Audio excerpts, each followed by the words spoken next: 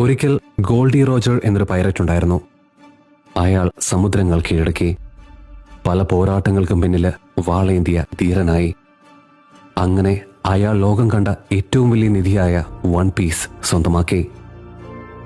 സാഹസങ്ങൾ നിറഞ്ഞ അയാളുടെ ജീവിതത്തില് നിയമപാലകർ കൈവിലങ്ങണിയിച്ചപ്പോൾ ഗോൾഡി റോജർ തിരിച്ചറിഞ്ഞു, മരണം അത് സുനിശ്ചിതമാണെന്ന്. എന്നിരുന്നാലും മരണത്തിന് വക്കില് വാൾമുനയ്ക്ക് ചുവട്ടില് ഒരു നിറപുഞ്ചിരിയോടെ അയാൾ പറഞ്ഞു, വൺ പീസ് അത് മിഥ്യയല്ല, സത്യമാണെന്ന്.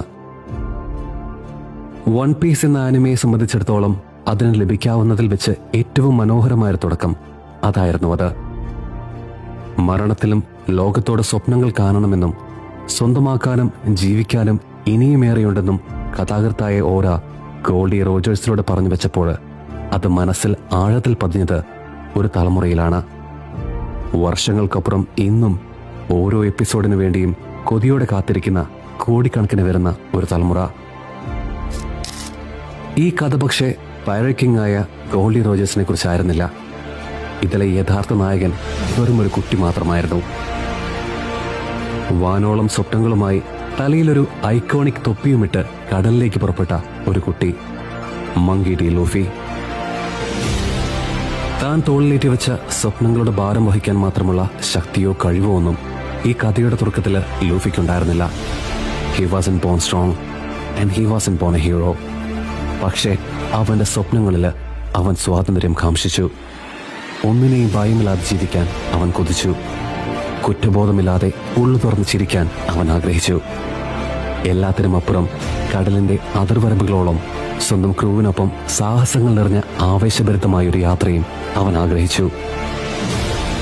വെല്ലുവിളികൾക്ക് നേരെ മുഖം തിരിക്കുന്നൊരു മനുഷ്യന് ഒരിക്കലും തന്റെ ഭാവി കെട്ടിപ്പടുത്താൻ കഴിയില്ലെന്ന് ഒരിക്കൽ ലൂഫി പറയുന്നുണ്ട്.